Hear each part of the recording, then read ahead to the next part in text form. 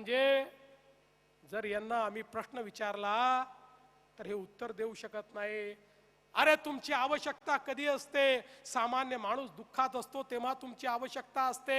या कोविडच्या काळामध्ये ज्यावेळी सामान्य माणसं मरत होती, ज्यावेळी सामान्य माणसांना बेड मिळत नव्हती, जेव्हा त्यांना ऑक्सिजन मिळत नव्हतं, ज्या काळामध्ये हजारो कोटी रुपये आपल्या तिजोरीत ठेवलेली मुंबई महानगरपालिका, ज्या महानगरपालिकेचे 70,000 कोटी रुपयाच्या ठेवी होत्या, त्या महानगरपालिकेकडनं केवळ एवढीच अपेक्षा केली होती, तेव्हाच्या सत्ताधाऱ्या एवढीच अपेक्षा केली होती, तुमच्याकडे पैसा आहे, तुम्ही त्या ठिकाणी व्यवस्था उभ्या करा, सामान्य माणसाला ऑक्सिजन द्या, त्याला बेड उपलब्ध करून द्या। पण त्याच्याही मध्ये यांनी आपल्या नातेवाईकांना कंत्राट दिली आणि यांच्या नातेवाईकांना माणसं मारली।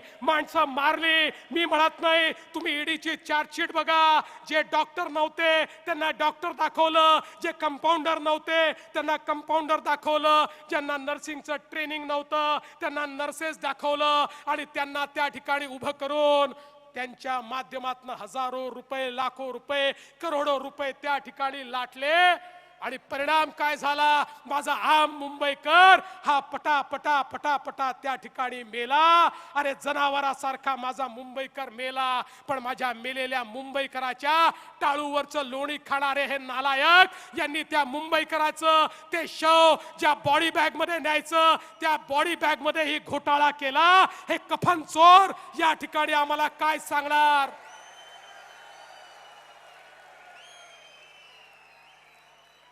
हे कफन चोर ज्याने कफन मध्ये चोरी केली, हे कफन चोर कोणच्या तोंडाने मुंबईकरांपुढे येत आहेत हा माझा सवाल आहे। आणि म्हणून काळजी करायचं कारण नाही आहे, मी तुम्हाला विनंती करण्याकरता आलो आहे।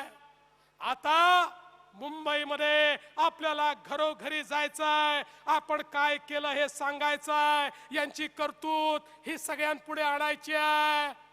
आणि एकदा यांची करतूत लोकांपुढे आली तर आपल्याला मतही मागण्याची आवश्यकता नाही, लोक यांना घरी बसवल्याशिवाय राहणार नाहीत।